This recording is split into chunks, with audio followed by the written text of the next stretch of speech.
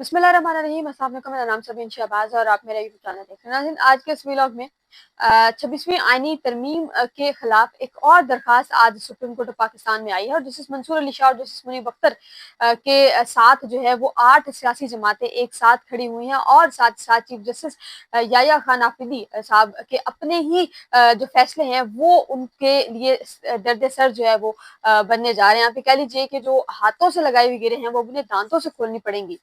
एक तो ये चीज है। दूसरा जो है वो आज के इस व्लॉग में बात करेंगे सुप्रीम कोर्ट में एक तो 26वीं तरमीम के हवाले से एक जो दरखास्त है वो दायर की है। मुस्तकबिल में इस दरखास्त का क्या जो है वो असर पड़ेगा और जो 26वीं तरमीम है वो कब जो है वो फिक्स होने जा रही है और कब उस जो 26वीं तरमीम है ये डिसाइड हो सकती है, उस पर आज बात करेंगे। वीडियो के बाकायदा से पहले गुजारिश है कि चैनल अगर अभी तक आपने सब्सक्राइब नहीं किया तो उसको सब्सक्राइब कर लीजिए और कमेंट सेक्शन में अपनी कीमती राय से जरूर किया कीजिए। साथ साथ वीडियो में एक और चीज है, मरियम नवाज साहिबा की आपने सोशल मीडिया पर एक पोस्ट देखी होगी वॉशरूम्स के हवाले से। उसमें कितनी सदाकत है, वो बेसिकली है क्या, उस पर भी बात करेंगे। कुछ चीजें जो है कुछ इन्फॉर्मेशन उसकी भी है तो भी आपके साथ शेयर करूंगी, लेकिन वीडियो का बाकायदा से पहले गुजारिश में ऑलरेडी कर चुकी हूँ। सबसे पहले बात करेंगे 26वीं आईनी तरमीम के हवाले से। अगर आपको याद हो तो 31 अक्टूबर 2024 को जस्टिस मंसूर अली शाह और जस्टिस मुनीब अख्तर ने जजिस कमेटी का एक इजलास जो बुलाया था। उस कमेटी के इजलास ने फैसला ये करना था कि उस कमेटी के इजलास में ये फैसला हुआ था कि 26वीं तरमीम जो है इसको फुल कोर्ट के सामने लगाना चाहिए, क्योंकि 26वीं तरमीम के जो बेनिफिशरीज हैं जिनमें चीफ जस्टिस खुद भी शामिल हैं, इसके अलावा जो जस्टिस अमीनुद्दीन खान है, पूरा आईनी बेंच है वो भी है, इसके अलावा जस्टिस मंसूर अली शाह, जस्टिस मुनीब अख्तर जो है वो मुतासरा हैं 26वीं आईनी तरमीम के, तो वो दोनों तो नहीं बैठ सकते।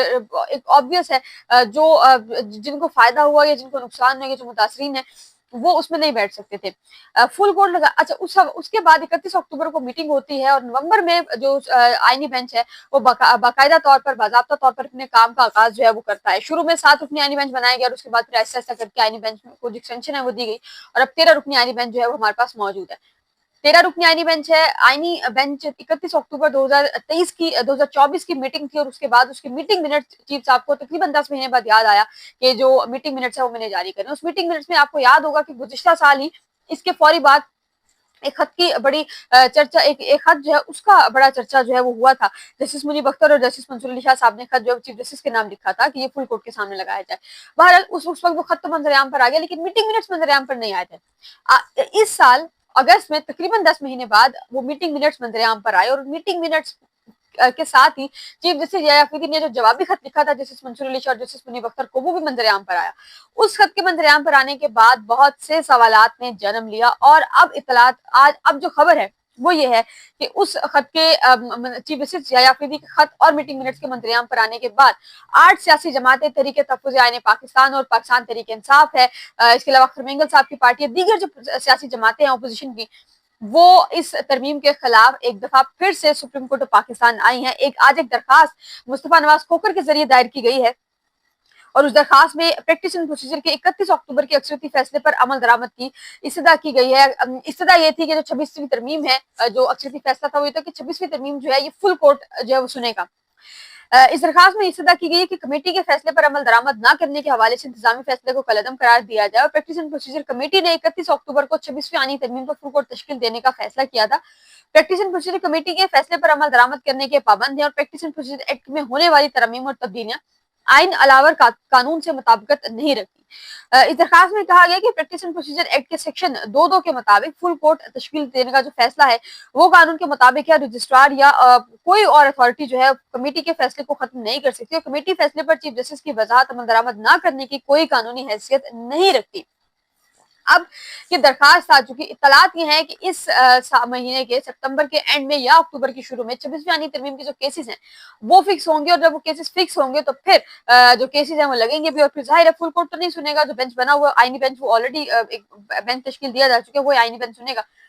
मुमकिन तौर पर दिसंबर से पहले 26वीं आईनी तरमीम जो है इसको डिसाइड करना लाजिम है, अगर जो है वो हुकूमत को फैसला अपने हक में चाहिए, क्योंकि उसके बाद जस्टिस अमीनुद्दीन खान साहब जो रिटायर हो जाएंगे और उसके बाद फिर जो फैसला है वो हो सकता है कि जो आने वाले सरबराह हों वो फैसला जो है वो फिर अपनी मर्जी का करवा लें। उसके बाद आज जो है वो इसी पिटीशन दायर करने के बाद जो है वो तहरीक तहफ़्फ़ुज़ आईन पाकिस्तान के जो सरबराह है उन्होंने मुस्तफा नवाज खोखर के हमरा प्रेस टॉक जो है वो की है सुप्रीम कोर्ट के बाहर। उसमें جو ہے وہ ایک جملہ جو مجھے بڑا امپریسو لگا اور وہ بالکل ایک حقیقت پر مبنی جملہ ہے. علامہ راجہ ناصر عباس صاحب نے ایک جملہ کہا. انہوں نے کہا کہ جو لاقانونیت ہے اس نے پاکستان کے نظام کو غرق کر کے رکھ دیا. پاکستان میں لاقانونیت ہے. مصطفیٰ نواز کھوکھر صاحب بولے, انہوں نے کہا جی کہ بھٹو کو پھانسی ہوئی, یہ ادارہ اس کا کرائم سین ہے. ہمارے سٹنگ جو پرائم منسٹرز ہوتے ہیں ان کو اتار دیا جاتا ہے بغیر کسی وجہ کے, کوئی بھی اسٹوپڈ سی وجہ بنایا جاتا ہے اور جو پرائم منسٹر ہوتا ہے اس کو اتار دیا جاتا ہے, یہی ادارہ اس کا کرائم سین ہے. بہت سے انہوں نے حوالے دیے, بہت جو ماضی میں فیصلے ہو چکے, بہت سے فیصلوں کے حوالے جو مصطفیٰ نواز کھوکھر صاحب نے دیے ہیں. پٹیشن لگ چکی ہے, پٹیشن دائر ہو چکی ہے, اب یہ پٹیشن فائل ہوگی, فائل ہو چکی ہے, اب یہ پٹیشن لگے گی. کب لگے گی اب دیکھنا ہے. ممکنہ طور پر ستمبر کے آخری ہفتے میں یا اکتوبر کے پہلے ہفتے میں جو 26ویں یعنی ترمیم کے جو کیسز ہیں وہ فکس ہونے جا رہے ہیں. ناظرین, دوسرا مریم نواز صاحبہ پنجاب میں سیلابی صورتحال ہے, اور مریم نواز صاحبہ کی جو مارکیٹنگ ہے وہ اس قدر ہے کہ مریم نواز صاحبہ بجائے یہ بغیر یہ دیکھے کہ یہ چیز کہاں پر ہے کہاں پر نہیں, کیونکہ آج کل آپ کو پتا ہے کہ سارا کھیل سوشل میڈیا کا ہے, سوشل میڈیا کا دور ہے, اور ہر بندہ تقریباً جو ہے وہ سوشل میڈیا پر ہے. اور اتنا آج کل جو معاملات ہیں وہ اتنے تیز ہیں, اتنا تیز ہے سوشل میڈیا کے, آپ چاہ کر بھی عوام سے کچھ چھپا نہیں سکتی. گزشتہ روز مریم نواز صاحبہ کے اکاؤنٹ سے, ٹویٹر اکاؤنٹ سے ایک پوسٹ ہوتی ہے, اور اس پوسٹ میں وہ یہ کہتی ہیں کہ واش روم جو ہیں, ایک انہوں نے واش روم بڑے ایک واش روم تھے, باکس ٹائپ سے بنا ہوا تھا, اس میں واش روم تھا اور اس کے علاوہ فلش تھا اور اس کے ساتھ ایک بیسن بھی تھا چھوٹا سا, تو وہ بڑے ایک لگژری ٹائپ سے واش روم جو ہے وہ فیل ہو رہا تھا. اس واش روم کی پکچر مریم نواز صاحبہ نے جو ٹویٹ کر کہا کہ یہ واش روم جو ہے یہ ہم نے پنجاب میں جو سیلاب سے جو متاثرہ علاقے ہیں وہاں پر ہم نے یہ انسٹال کرا دیے. اب اس کی حقیقت کیا ہے؟ مریم نواز صاحبہ نے وہ ٹویٹ کر دیا. مسئلہ یہ ہے کہ مریم نواز صاحبہ خود بھی اس حقیقت سے لائم تھی کہ یہ جو واش رومز ہیں اس کو انسٹال نہیں کیا گیا. مریم نواز صاحبہ کو یہ اپڈیٹ دی گئی کہ جو ہے واش روم انسٹال کروا دیے گئے. مریم نواز صاحبہ نے بغیر کنفرمیشن لیے کسی اور سے یا بغیر کسی اور سے پوچھے انہوں نے ٹویٹ جو ہے وہ کر دیا, اور وہ ٹویٹ کا پھر اثر یہ ہوا کہ وہ 2023 کی تصویر تھی جو کہ او ایل ایکس پر لگ چکی تھی, اور او ایل ایکس پر مختلف لگی تھی, اور آج سوشل میڈیا پر ایک وبال ہے کہ بھائی پنجاب میں جو صورتحال ہے وہ سب کے سامنے ہے. اور پھر اس طرح کی میمز اس پوسٹ پر بھی بنی ہیں, اور پھر مریم نواز صاحبہ پر بھی ظاہر ہے بنے گی, بنی بھی ہیں. مریم نواز صاحبہ کی جانب سے اس چیز کی کوئی تردید نہیں کی گئی یا کوئی جو مذمت ہے وہ نہیں کی گئی, لیکن ایک سوچنے کی چیز ہے کہ ایک چیز جب آلریڈی چل رہی ہے اس پر آپ کو اس قسم کا بلنڈر میرا نہیں خیال کی کرنے کی ضرورت ہے. بہرحال مریم نواز صاحبہ وہ اپنے آپ کو بالکل سمجھتی ہے, تو ہو سکتا ہے کہ وہ بھی صحیح, ہم کچھ اس حوالے سے جو بات ہے وہ نہیں کریں گے.